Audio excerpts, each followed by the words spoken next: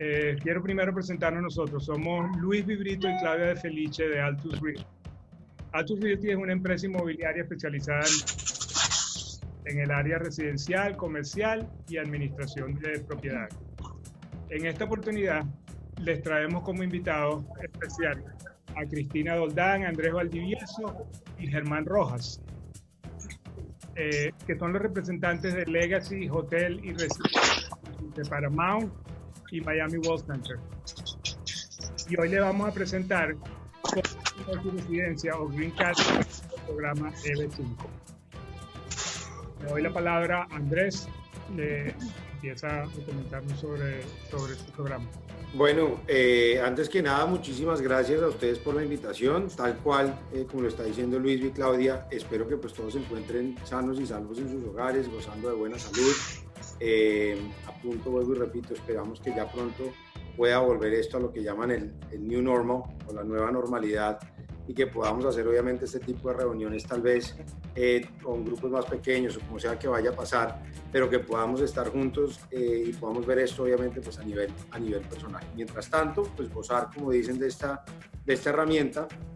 Yo me voy a encargar de presentarles un poco lo que es el tema de la EB5, y luego Germán y Cristina les van a hablar obviamente de los proyectos que hacen parte del portafolio de este developer que es Royal Palm Companies. Mi nombre otra vez, Andrés Valdivieso. Yo fui el coordinador de visas, o soy el director de negocios internacionales para Participant Capital, para Royal Palm Companies y para One World Properties. Entonces, mi labor fue coordinar en la parte de Paramount todo lo que fue el tema de las visas EB5, lo que tenía que ver con los abogados, y decidimos entonces extender esa práctica para tenerla también en el proyecto Legacy.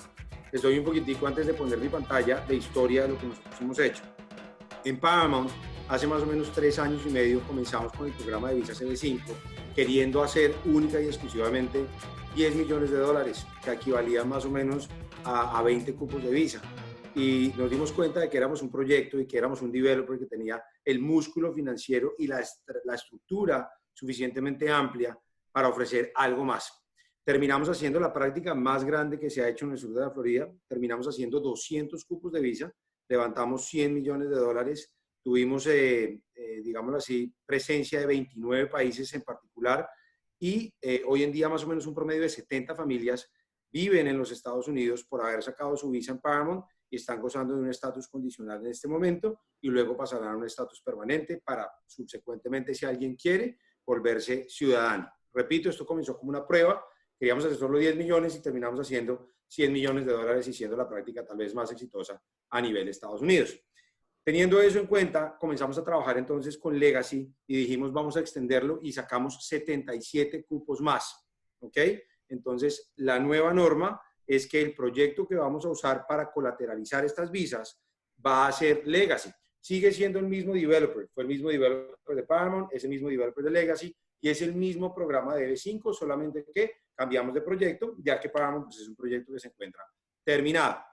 El 21 de noviembre de 2019, el monto cambió.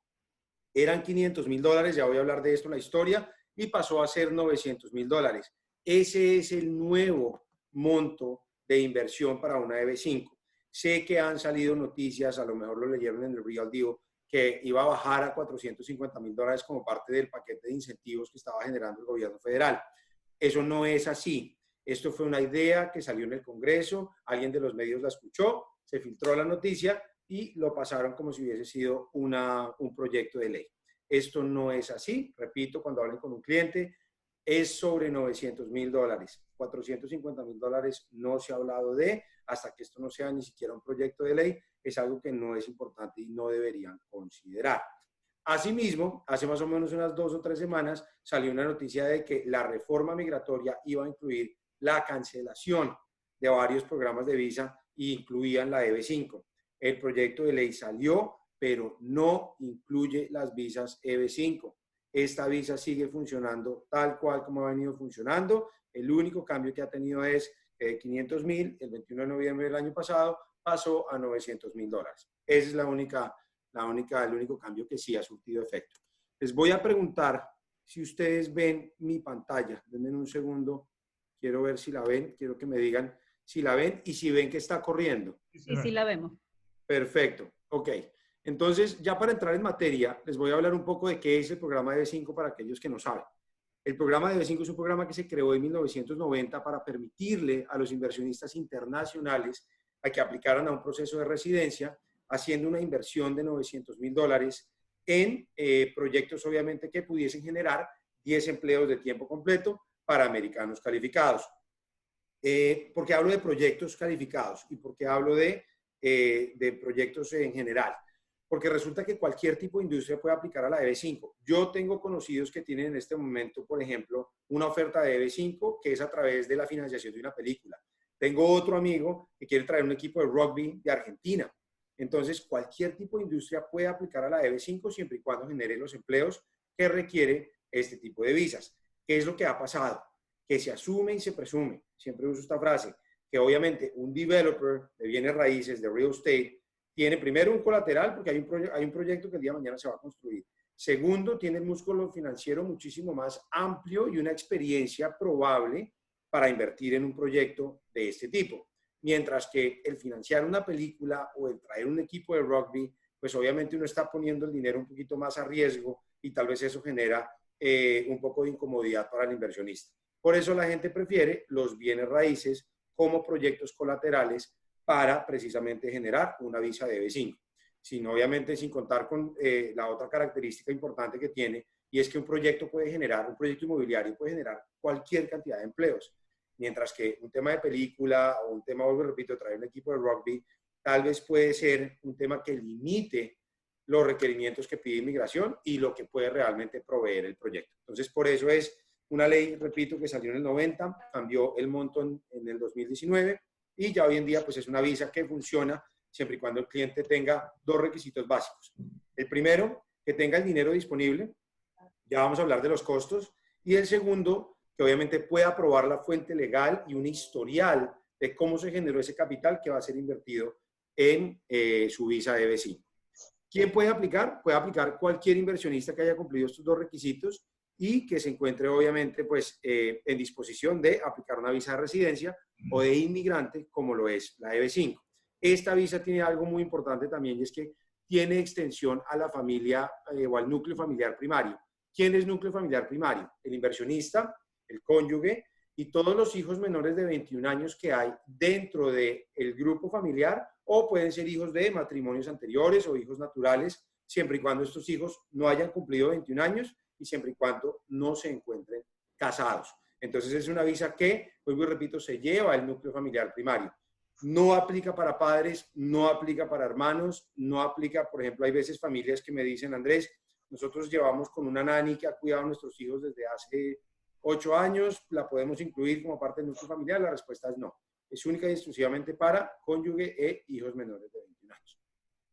¿Cuál es el costo? El ingreso de capital o la contribución de capital van a ser $900,000 que van a ser, y en esto entro un poquito en la práctica del negocio, van a ser invertidos en el proyecto. Voy a ser claro, esos $900,000 no compran un apartamento. Esos $900,000 van para el desarrollo del proyecto, ya que el desarrollo es el que puede o tiene la capacidad de generar estos 10 empleos de tiempo completo por cada visa que se va a pedir a través de Legacy. Entonces, ese dinero o esos $900,000 van a ir aplicados a el desarrollo del proyecto. Luego hay un cargo que es del centro regional. Este centro regional es una entidad, realmente es una entidad prácticamente de paso, y es un gasto un poco burocrático, digámoslo así, ya que simple y llanamente se encargan de regular que el proyecto cumpla con los requisitos del Servicio Nacional de Inmigración y que obviamente el inversionista esté aplicando con un proyecto que cumple con los requisitos que pide el Servicio Nacional de Inmigración.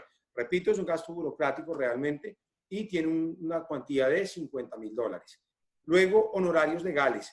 Esto hay que hacerlo con un abogado de inmigración. Yo siempre le pido al cliente que no se aventure a hacerlo de manera personal.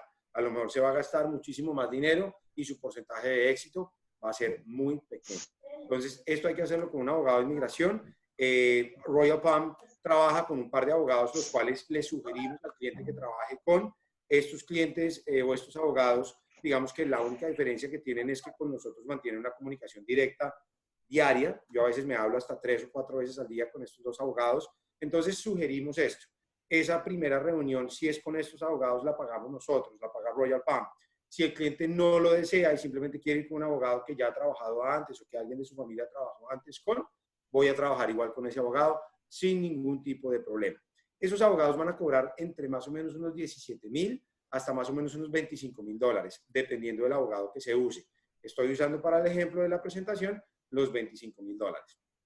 Por último, inmigración va a cobrar unas tasas por llevar a cabo este proceso. Si se los pongo sencillos, son 5.000 dólares, los cuales van a ser 2.389, creo que al comienzo, y luego alrededor de un año más o menos, o creo que es más, se pone más o menos la otra mitad. Entonces va a ser 5.000 dólares. ¿Cuánto tiene que tener el cliente entonces disponible? 980.000 dólares para este proceso. Como les comentaba, la mecánica es que el cliente invierte eso en el desarrollo. ¿Qué mecanismo legal usa? Usa un acuerdo de suscripción o un contrato, ya que el cliente se está suscribiendo a un fondo en el cual actúa como prestamista. El cliente le va a prestar al proyecto 900.000 dólares y como es una visa de inversión, va a generar un interés. Se genera un interés de un 1% anual para el cliente, el cual se paga al final del quinto año, que es cuando se devuelve el capital y se va a entregar ese interés que se fue acumulando a través de los años. ¿Cuánto es entonces el interés? Si yo lo sumo y es 1% por año por los 5 años, son 45.000 dólares. Entonces eso es lo que el cliente va a recibir al quinto año, su capital más los 45.000 dólares de interés que se fue generando a través de los años. Como les comenté, realmente el requisito máximo es simple y llanamente poder probar la legalidad, la historia de esos 900.000 dólares. ¿Qué pasa en cuanto al tema de los tiempos? Y ya voy a entrar más o menos a la práctica de cuando el cliente decide que quiere iniciar con nosotros el proceso de EB5. Lo primero que ocurre es, vamos a hacer esta misma presentación. Es una presentación en la cual si el cliente tiene preguntas, ya hoy en día creo que tengo la capacidad de contestar tal vez un 70% de esas preguntas y el otro porcentaje, el otro 30%, pueden ser preguntas ya de tipo legal que se van a contestar con el abogado.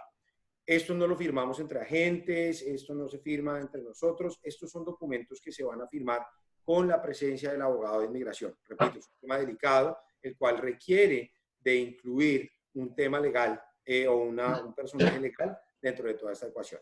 Cuando el cliente decide que quiere, entonces la aplicación la hago yo a nivel interno, ese es el primer recuadro que están viendo ahí en la gráfica. Segundo, ya cuando el cliente ha tenido una relación con este abogado o un contacto inicial y se le han hecho preguntas y demás, se va a generar lo que es una petición de documentos. Al inversionista se le van a pedir una serie de documentos para que entonces, vamos al tercer recuadro, se determine cuáles son las fuentes legales de estos fondos. Andrés, ¿me puedes pasar una lista de los documentos que le van a pedir al cliente? No. ¿Por qué? Porque esto es una lista que es hecha según la historia que el cliente le cuente al abogado. Lo mismo que le van a pedir a Luisby no va a ser lo mismo que le van a pedir a Claudia, porque cada uno tiene una historia diferente de cómo generó esos 900.000 dólares. Entonces, cuando eso ocurra y ya se haya dado, entonces, obviamente, esa lista, el cliente va a empezar a tener todos esos documentos listos para presentárselos al abogado. Hasta ahí realmente el proceso como tal no ha comenzado. ¿Cuánto se puede demorar esta etapa inicial, que son los 3 primeros recuadros? Tan rápido como el cliente pueda conseguir los documentos. Hay clientes, con Cristina hemos tenido clientes tan rápido como 10 días, como clientes que desafortunadamente por cómo funcionan las cosas en los países de origen, se puede demorar hasta un mes.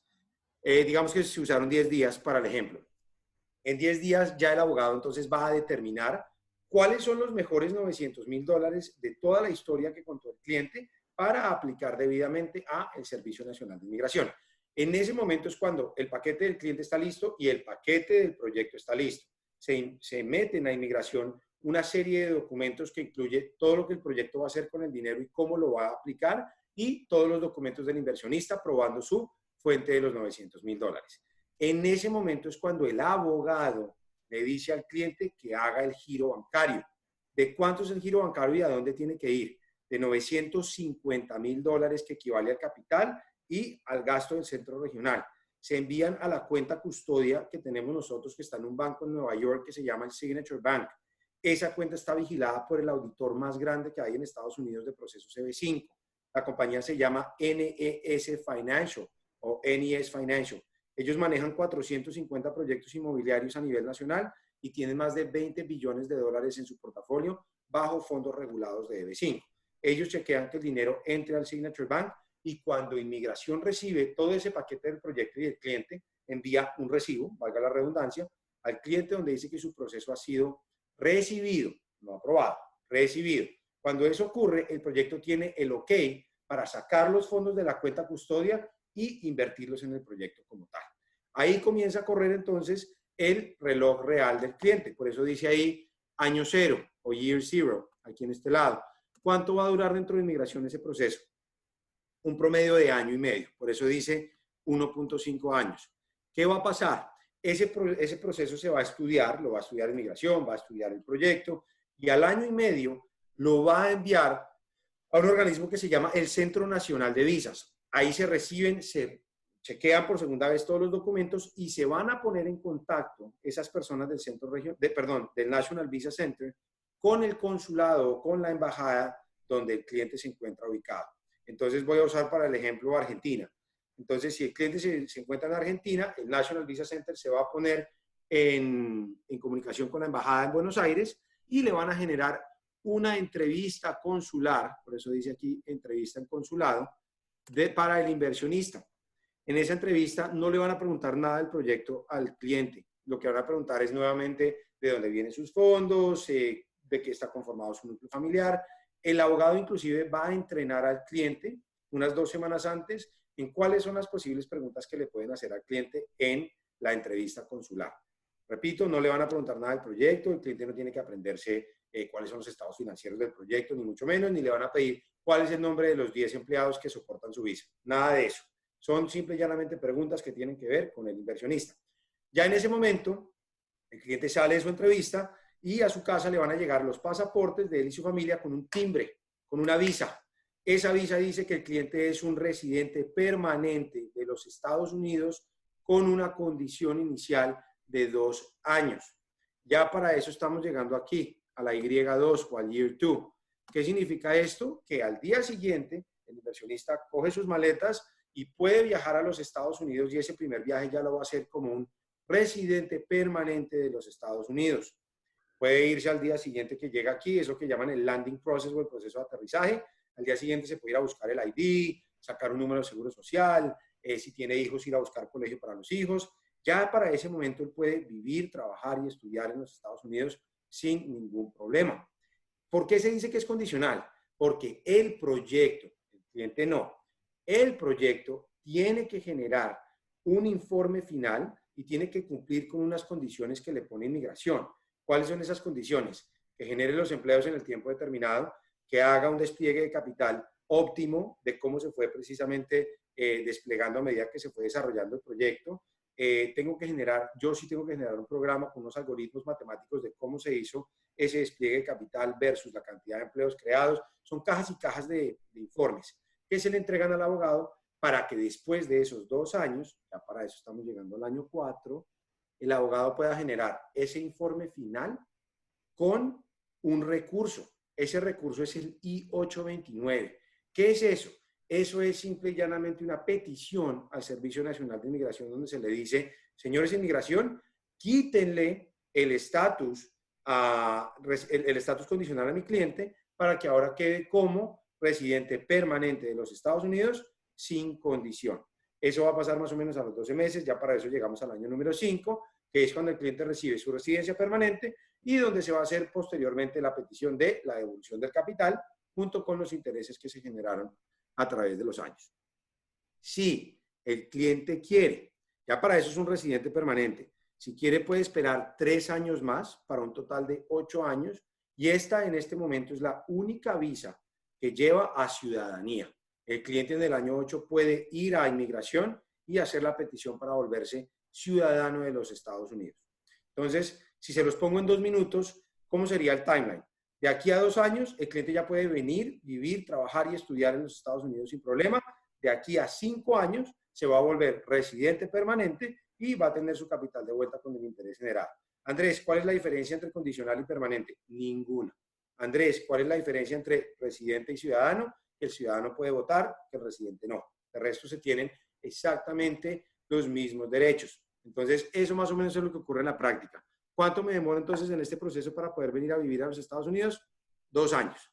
En este momento estamos viendo inclusive tiempos, créanlo o no, inclusive con el tema del coronavirus, que se está demorando un poco menos, está demorándose entre 10 a 12 meses máximo para tener obviamente pues estos papeles, así que se está trabajando de una manera mucho más rápida. Se puede decir que en año y medio tal vez ya el cliente puede estar viviendo aquí en los Estados Unidos, teniendo en cuenta lo que está pasando actualmente con inmigración. Ya para terminar, les quiero decir por qué este es un proyecto de bajo riesgo. Es un proyecto de bajo riesgo porque, si ustedes se dan cuenta, la gráfica que yo tengo ahí en la mano, en la parte derecha de la pantalla, dice que el proyecto Legacy se está construyendo o se va a construir con un 60% de deuda bancaria. Hay un 20% de capital y depósitos, capitales músculo propio que tiene Royal Palm Companies y depósitos de los contratos, y solamente un 20%, que equivale a $70 millones, es lo que viene a través de Visa CB5. Imagínense que este proyecto tuviese un 60% de Visa CB5. Sería un proyecto supremamente riesgoso para el inversionista porque se entiende que su capital es necesario para llevar adelante este tipo de proyectos. Aquí no, suena un poco egocéntrico tal vez lo que voy a decir, pero como el EB5 es solamente un 20% de capital, si yo no consigo el 20% de capital EB5, puedo ir a la banca privada y 100 a 1 a que en cuestión de 48 horas puedo conseguir un préstamo por $70 millones, teniendo en cuenta mi trayectoria. Entonces, es importante entender que este proyecto, el EB5, no es capital primordial o latente para poder construir el proyecto. Y eso al inversionista se traduce en un proyecto de bajo riesgo. Segundo, creación de empleo.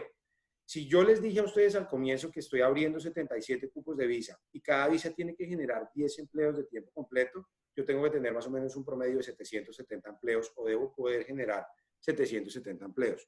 Por la magnitud del proyecto, Legacy y el Miami World Center tienen la capacidad de generar entre empleos directos e indirectos un total de 4.184 empleos. Estoy casi que triplicando lo que inmigración me pide como requerimiento mínimo. Entonces me encuentro en un área en el que hay cómo desarrollar empleo y estoy supliendo inclusive por más, o tengo un surplus o un excedente de empleo del que realmente es requerido por el Servicio Nacional de Inmigración. Entonces, ¿esto qué hace? O se traduce en que estoy en un proyecto sólido. A esto sumémosle que llevamos 40 años desarrollando. Tengo un portafolio de $3.5 billones. Tenemos una historia crediticia impecable con las instituciones financieras. Acabamos de otorgar 200 cupos de visa. Levantamos $100 millones. Entonces, soy un developer que tiene experiencia en esto, que lo que arrancó como un test levantando $10 millones, se volvió, vuelvo y repito, ser un experto en el colateralizar Visa CB5 a través de proyectos a gran escala. Entonces, por eso es que es interesante este tipo de programa con un proyecto y con un developer que tiene toda la capacidad de sacar adelante este tipo de proyectos. No hubo negaciones en Paramount. Las únicas 2 negaciones que hubieron se dieron porque el cliente no pudo probar su fuente de fondos, más el proyecto nunca se quedó, o como dicen en Colombia, nunca se peló. Siempre pasamos al 100%, ya que no hay ningún tipo de riesgo en cuanto al proyecto como tal. Si el cliente no es aceptado por inmigración, se le devuelven sus $950,000 en un promedio más o menos de 90 días máximo, pero no se va a perder el dinero si es que el inversionista no es aceptado por el Servicio Nacional de Inmigración. Ya con esto digamos que termino la presentación para...